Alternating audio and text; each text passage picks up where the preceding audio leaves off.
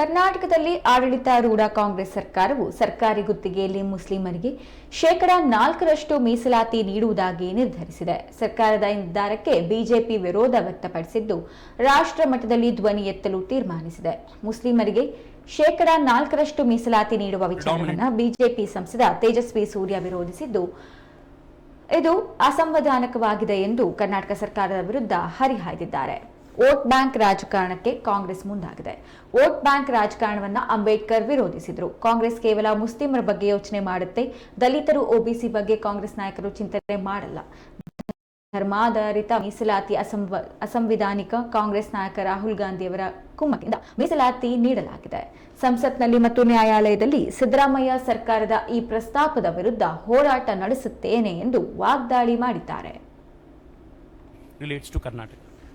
ರಾಜ್ಯ ಸರ್ಕಾರ ಬಜೆಟ್ನಲ್ಲಿ ಸರ್ಕಾರಿ ಟೆಂಡರ್ಗಳಲ್ಲಿ ಮುಸಲ್ಮಾನರಿಗೆ 4% ರಿಸರ್ವೇಶನ್ ಅನ್ನು ಘೋಷಣೆ ಮಾಡಿರುವಂತದ್ದು ಸಂವಿಧಾನಕ್ಕೆ ಮಾಡಿರುವಂತಹ ಅಪಚಾರ. ಕಾನೂನಿನಲ್ಲಿ, ಸಂವಿಧಾನದ ಅಡಿಯಲ್ಲಿ ಈ ರೀತಿ ಕೇವಲ ಧರ್ಮದ ಆಧಾರದ ಮೇಲೆ ರಿಸರ್ವೇಶನ್ ಕೊಡಲಿಕ್ಕೆ ಯಾವುದೇ ರೀತಿಯ ಅವಕಾಶ ಇಲ್ಲ.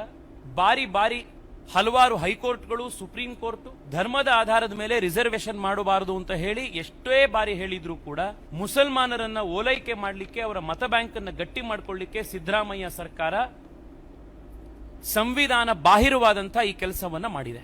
ಈ ಹಿಂದೆ ಕೂಡ ಮನಮೋಹನ್ ಸಿಂಗ್ ಅವರು ಪ್ರಧಾನಮಂತ್ರಿಗಳಾಗಿದ್ದಾಗ ದೇಶದ ಸಂಪತ್ತಿನ ಮೇಲೆ ಮುಸಲ್ಮಾನರಿಗೆ ಪ್ರಥಮ ಹಕ್ಕಿರಬೇಕು ಅಂತ ಮಾತನಾಡಿದರು. ಲೋಕಸಭಾ ಚುನಾವಣೆಗಿಂತ ಮುಂಚೆ ರಾಹುಲ್ ಗಾಂಧಿಯವರು ದೇಶದಲ್ಲಿ ಎಷ್ಟು ಜನಸಂಖ್ಯೆ ಇದೆಯೋ ಜನಸಂಖ್ಯೆ ಆಧಾರದ ಮೇಲೆ ಅಷ್ಟು ಅವರಿಗೆ ಸರಿಯಾಗಿರುವಂತಹ ರಿಸರ್ವೇಶನ್ ಸಿಗಬೇಕು ಅಂತ ಮಾತನಾಡಿದರು. ಇದನ್ನ ಮುಂದುವರಿಸಿಕೊಂಡು ಹೋಗಿ ಸಿದ್ದರಾಮಯ್ಯನವರು ಇವತ್ತು ಕರ್ನಾಟಕದಲ್ಲಿ ಮುಸಲ್ಮಾನರಿಗೆ ಕಾನೂನು ಬಾಹಿರವಾಗಿರುವಂತಹ 4% ರಿಸರ್ವೇಶನ್ ಅನ್ನು ಕೊಟ್ಟಿದ್ದಾರೆ. ಸಂವಿಧಾನದ ರಚನೆಯ ಸಂದರ್ಭದಲ್ಲೂ ಕೂಡ ಧರ್ಮದ ಆಧಾರದ ಮೇಲೆ ರಿಸರ್ವೇಶನ್ ಕೊಡುವಂತಹ ವಿಷಯಗಳು ಚರ್ಚೆಗೆ ಬಂತು. ಇದಕ್ಕೆ ಬಹಳ ದೊಡ್ಡ ವಿರೋಧ ವ್ಯಕ್ತಪಡಿಸಿದ್ದು ಬಾಬಾ ಸಾಹೇಬ್ ಅಂಬೇಡ್ಕರ್. ಧರ್ಮದ ಆಧಾರದ ಮೇಲೆ ರಿಸರ್ವೇಶನ್ ನೀವು ಮಾಡ್ತಾ ಹೋದ್ರೆ ದೇಶ ವಿಭಜನೆ ಆಗತ್ತೆ, ದೇಶ ನುಚ್ಚು ನೂರಾಗತ್ತೆ, ಇದನ್ನ ನಾವು ವಿರೋಧ ಮಾಡಬೇಕು ಅಂತ ಮಾತನಾಡಿದ್ರು. ತಮ್ಮನ್ನ ತಾವು ತಥಾಕಥಿತ ಅಂಬೇಡ್ಕರ್ ವಾದಿಗಳು, ಸಮಾಜವಾದಿಗಳು ಅಂತ ಕರ್ಕೊಳ್ಳುವಂತ ಸಿದ್ದರಾಮಯ್ಯನವರು ಸಮಾಜವನ್ನು ಒಡೆದಾಕುವಂತ, ಅಂಬೇಡ್ಕರ್ ವಿರೋಧ ಮಾಡಿದಂತ ಕೆಲಸವನ್ನ ಇವತ್ತು ಮಾಡಲಿಕ್ಕೆ ಮುಂದಾಗಿದ್ದಾರೆ.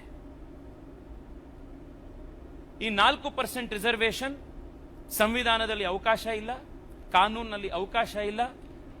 ಈಗಾಗಲೇ ಹಲವಾರು ಹೈಕೋರ್ಟ್ಗಳು, ಹಿಂದೆ ಆಂಧ್ರ ಸರ್ಕಾರ 2004ರಲ್ಲಿ ಈ 4% ರಿಸರ್ವೇಶನ್ ಕೊಡಬೇಕು ಅಂತ ಪ್ರಯತ್ನ ಮಾಡಿದಾಗ ಆಂಧ್ರ ಹೈಕೋರ್ಟ್ ಇದನ್ನು ರಿಜೆಕ್ಟ್ ಮಾಡಿತ್ತು.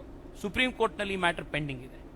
ವೆಸ್ಟ್ ಬೆಂಗಾಲ್ ಸರ್ಕಾರ ಇದೇ ರೀತಿ ಮುಸಲ್ಮಾನರಿಗೆ ರಿಸರ್ವೇಶನ್ ಕೊಡಬೇಕು ಅಂತ ಪ್ರಯತ್ನ ಮಾಡಿದಾಗ ಅದು ಕೂಡ ರಿಜೆಕ್ಟ್ ಆಗಿತ್ತು, ಅದು ಕೂಡ ಸುಪ್ರೀಂ ಕೋರ್ಟ್ನಲ್ಲಿ ಪೆಂಡಿಂಗ್ ಇದೆ. ಭಾರತೀಯ ಜನತಾ ಪಾರ್ಟಿ ಕರ್ನಾಟಕ ಈ ಹರಾಮ್ ಸರ್ಕಾರದ 4% ರಿಸರ್ವೇಶನ್ನಿನ ಈ ಅಸಂವಿಧಾನಿಕ ನಡೆಯನ್ನ ವಿಧಾನಸಭೆಯ ಒಳಗಡೆ, ವಿಧಾನಸಭೆಯ ಹೊರಗಡೆ ಇದನ್ನು ನಾವು ವಿರೋಧಿಸ್ತೇವೆ.